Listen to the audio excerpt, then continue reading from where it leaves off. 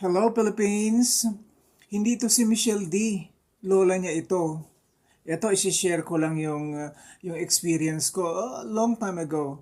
Okay? Humiram sa akin ng pera para pambili daw ng abono para sa sibuyas niya. Okay?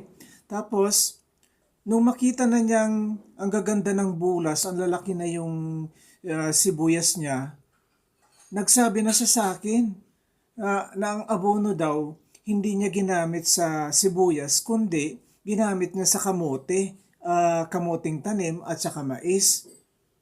Ay naku, alang hiya talaga. Tao nga naman ano. Oo.